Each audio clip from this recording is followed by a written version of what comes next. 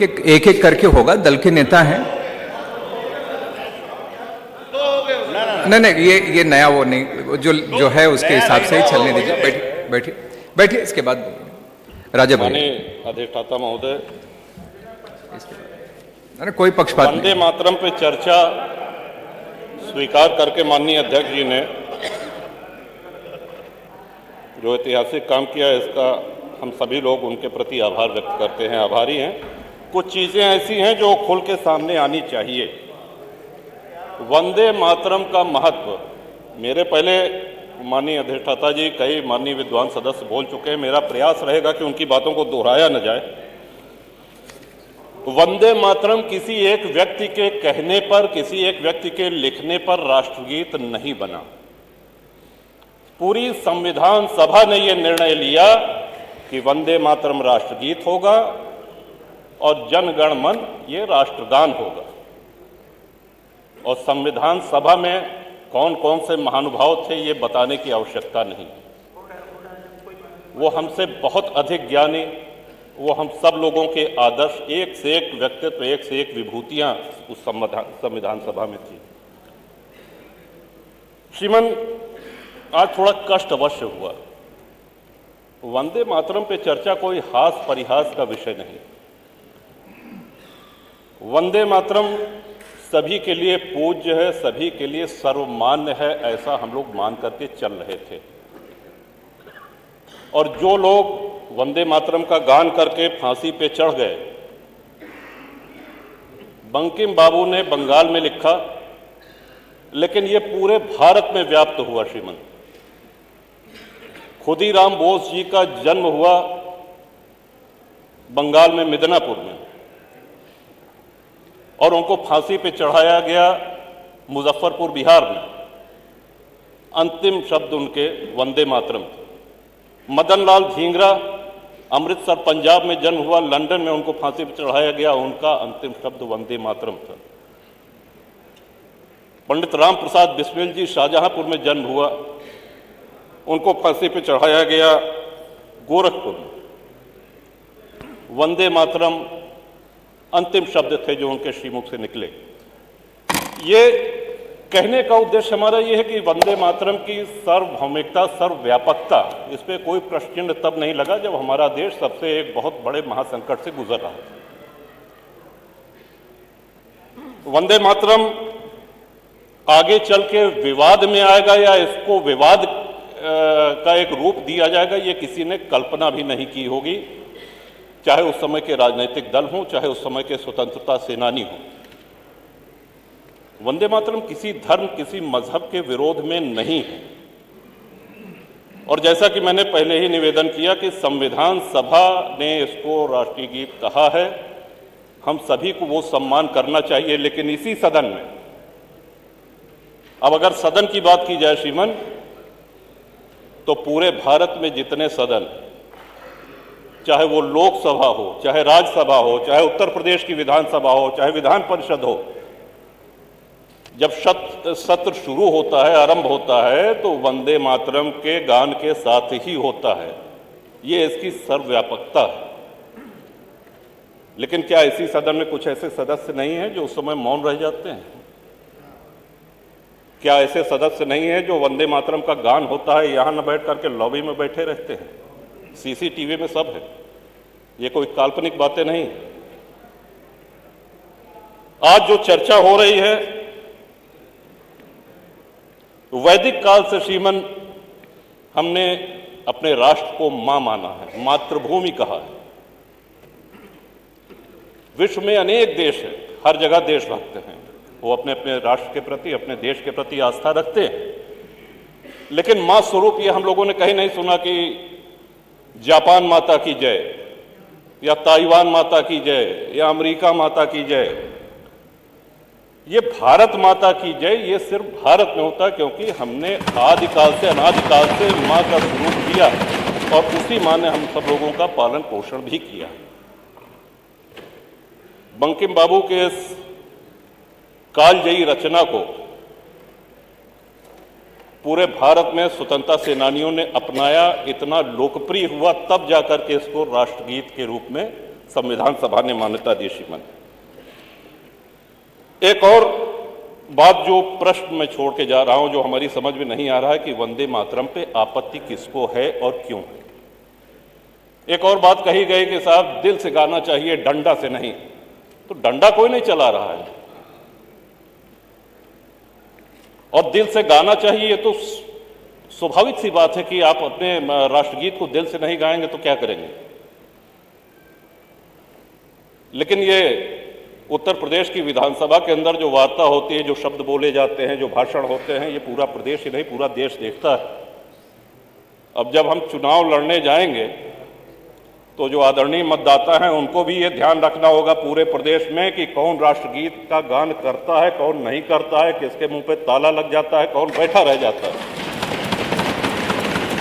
ये सबसे महत्वपूर्ण बात है श्रीमान। आज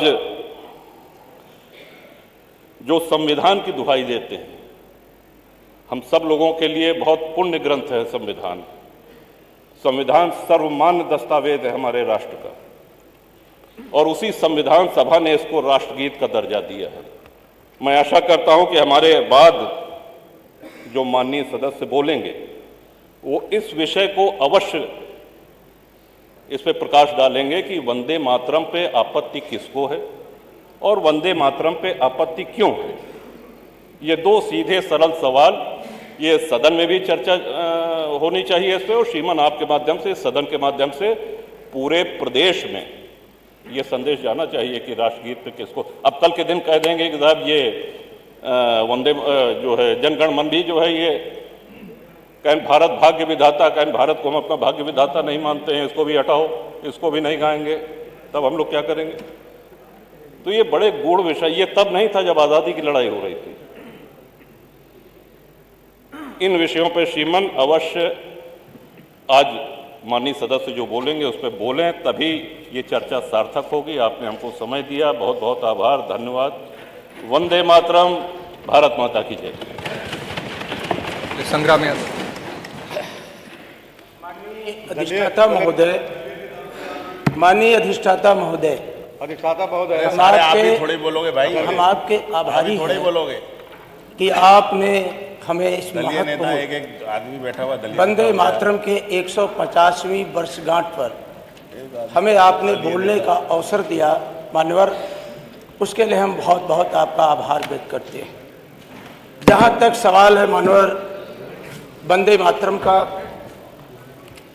बंकिम चंद्र चट्टोपाध्याय जी ने और सबसे पहले इसको स्वर देने का काम गुरु रविन्द्रनाथ टैगोर जी ने किया, और कांग्रेस की कार्यसमिति में मानवर सर्वसम्मति से पारित हो गया।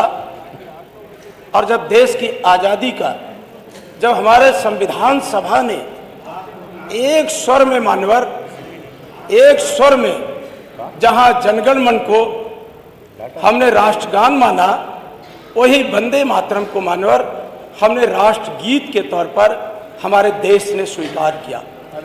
जो हमारा वंदे मातरम है मान्यवर, वो जोड़ने के लिए है, देश के अंदर क्रांतिकारियों के अंदर जोश और उत्साह पैदा करने के लिए है, मातृभूमि पर न्यौछावर होने के लिए उन्हें प्रेरित करने का गीत है।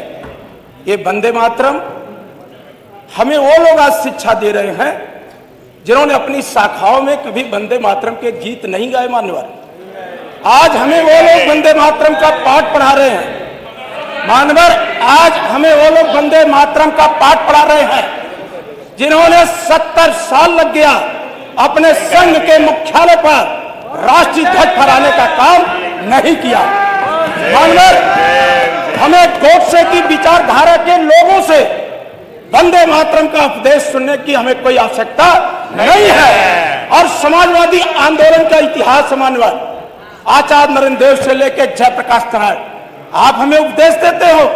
अंतरराष्ट्रीय स्तर का केंद्र आदरणीय श्री अखिलेश यादव जी ने इसे गोमती नगर के अंदर बनाया था, जिस पर आज आपने ताला लगाने का काम किया है। जयप्रकाश नारायण का इस देश के आजादी के आंदोलन में मानवर हजारीबाग को जेल के अंदर फाड़ करके जो इस देश के अंदर जज्बा पैदा करने का काम किया, मानवर उनसे अनुसरण करना चाहिए। एक तरफ तो आप अतीत की तरफ जाते हो और दूसरी तरफ अतीत से आप कुछ नहीं सीखते हो। आपके अंदर वंदे मातरम एक दरार पैदा करने के लिए औजार के तौर पर आप प्रस्तुत करते हो। आदरणीय केशव जी बोल रहे थे कि किसको पीड़ा हो रही है। पूरा सदन, मैंने खुद कानून मंत्रालय समिति की बैठक में कहा कि वंदे मातरम पर हफ्ते भर की चर्चा कराइए। पूरा विपक्ष एक स्वर से वंदे मातरम पर चर्चा करने के लिए तैयार है। आखिर ये कौन सी मजबूरी है कि आज चर्चा को 3-4 घंटे में इतने बड़े राष्ट्रीय दस्तावेज पर, जहां 403 माननीय सदस्य वंदे मातरम पर चर्चा में भाग लेना चाहते हैं, आखिर उस पर आप कुछ घंटे में चर्चा को खत्म करना क्यों चाहते हैं। मानवर ये ऐसे लोग हैं जिन्होंने आजादी के गीत, उनसे प्रेरणा लीजिए अशफाक से, वंदे मातरम कहते कहते फांसी के फंदे को चूम गए। पंडित राम प्रसाद बिस्मिल वंदे मातरम कहते फांसी के फंदे पे चूम गए। शहीद रोशन सिंह, उनके इतिहास से आप प्रेरणा लीजिए। आपके पास तो आजादी के महापुरुषों का कोई इतिहास नहीं है। कभी आप सरदार पटेल को मानने लगते हो, कभी आप आचार्य नरेंद्र देव को, कभी जयप्रकाश नारायण को। आपके रास्ते में सबसे बड़ा बाधा कोई है तो भारत का संविधान है, जिसे डॉक्टर भीमराव अंबेडकर ने लागू करके इस देश के अंदर जो गरीब है, पिछड़े हैं, दलित, उनको हथियार दिया। मानवर, आपके पीठ के ऊपर जो राष्ट्रपिता महात्मा गांधी की तस्वीर लगी, मानवर, साबरमती आश्रम में जब क्रांतिकारियों की बैठक होती थी आदरणीय केशव मौर्य जी, तो राष्ट्रपिता महात्मा गांधी उस बैठक में एक भजन गाते थे कि रघुपति राघव राजा राम, रघुपति राघव राजा राम, पतित पावन सीताराम, ईश्वर अल्लाह तेरे नाम, सबको सम्मत दे भगवान। आप बांटना चाहते हो देश को, इतना खूबसूरत देश को आप बांटना चाहते हो। आपकी दरारवादी नीतियों से आज मुल्क के सामने संकट पैदा हो जाता है और आपकी नफरत भरी भाषा से मैं इनसे क्या शिकायत करूं। लोक सेवा आयोग की भर्तियों में पिछड़ों के आरक्षण के साथ लूट मची है। लेखपाल भर्ती का जो विज्ञापन आया है, बिना परीक्षा दिए पिछड़े वर्ग और दलित समाज के लोगों को बाहर का रास्ता दिखा दिया जा रहा है। बाबा साहब ने जो अस्थायी नौकरी का प्रावधान किया था भारत के संविधान में, आउटसोर्सिंग ला करके, इतिहास आदरणीय केशव मौर्य जी को कभी माफ नहीं करेगा कि जब पिछड़े और दलितों के अधिकारों पर हमला हो रहा था तो डिप्टी सीएम ऐसे आराम फरमा रहे थे, कभी पिछड़े और दलितों के साथ खड़ा नहीं। हमें मानवर, हमें वंदे मातरम से कोई ऐतराज नहीं है। वंदे मातरम से हमें भारतीय जनता पार्टी के प्रमाण पत्र की कोई जरूरत नहीं है। अगर भारतीय जनता पार्टी के अंदर साहस हो, किसी सदन के अंदर घोषणा करे कि वंदे मातरम पर हम लगातार चर्चा कराएंगे और जो चर्चा से निष्कर्ष निकलेगा हम उसके रास्ते से आगे बढ़ेंगे। इंकलाब जिंदाबाद मानवर, नारा किसने लगाया? तुम मुझे खून दो, मैं तुम्हें ये नारा किसका था? भारत माता की जय हो, ये नारा आप लगाए थे। अरे आप तो अंग्रेजों के लिए काम कर रहे थे, अंग्रेजों के लिए काम कर रहे थे। हमें इतिहास मत बताइए। ये पूरा का पूरा लोग राष्ट्रीय आंदोलन को पढ़ चुके हैं। हमें इतिहास के पन्नों पे तरफ मत ले जाइए। बापू का हत्यारा किस विचारधारा का है, पूरा देश का लोग जानते हैं। बैठिए, मानवर, एक मिनट सुन ले मानवर, हो गया 6 मिनट। मानवर, एक